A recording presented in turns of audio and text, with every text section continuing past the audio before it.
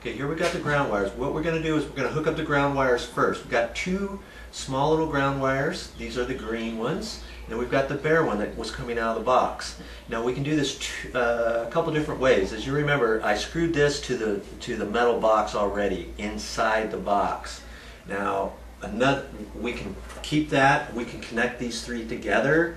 We could also take one of the mounting screws and wrap this underneath one of the mounting screws. But I've already done that inside the metal box. I could have cut this off inside the metal box after I attach it to the metal box. What I'm going to do, I think,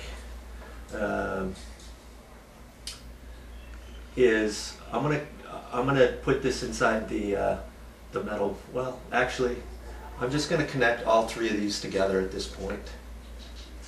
Read your directions. I mean, there are a couple different ways to do it. I'm just giving you different options. Read the directions and make sure. I don't want to tell you something wrong that you don't understand, that you don't feel uncomfortable with, okay? So what we're going to do at this point is connect the ground wires together. Okay, corporate decision. I've got the other bare ground wire connected to the metal box already.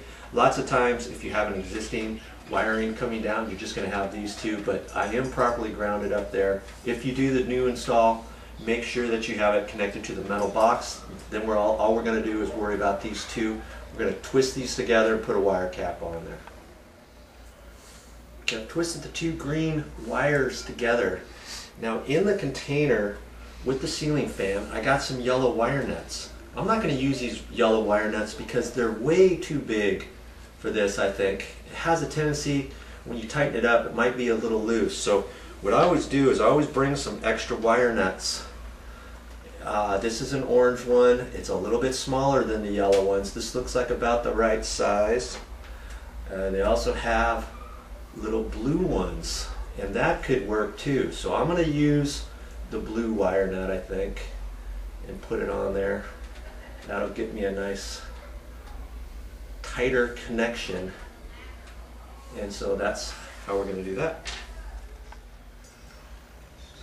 Before I push this up, I can push this up into the box now and kind of filter it up in there. You can do that right now. What I like to do is I'm going to put some wire, some electrical tape on here, wrap it around there, just so I know that this wire nut's not going to get loose. It's tight now, but if I put electrical tape around there, it'll be for sure certain that it's not going to get loose in the future.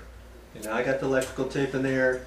Take the green wires, and I can gently push them back up in here and get those out of the way. Okay, it's up in there. Now this is what I got left. I got a black and white wire from the box, and from the ceiling fan I've got a black, white, and a blue wire. Now if you're wondering about the blue wire, what's the blue wire for?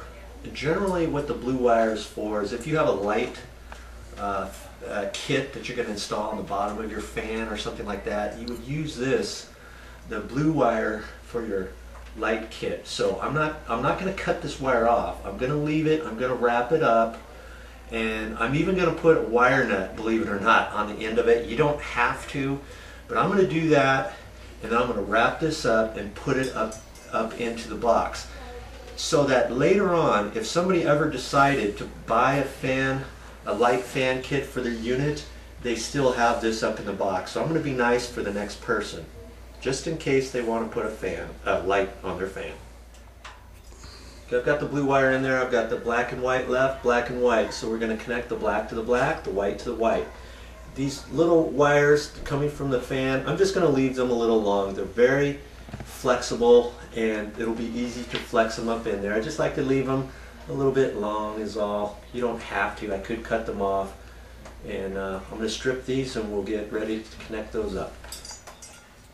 Here's the little wire strippers I'm using. I'm going to go around that, strip off a little bit of the housing, maybe a little bit more. Pull that off. I'm going to take this because it's just frayed wire, you know, small little wires.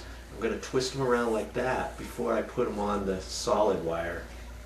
Okay, so do that on your black and white wire that's coming from the fan.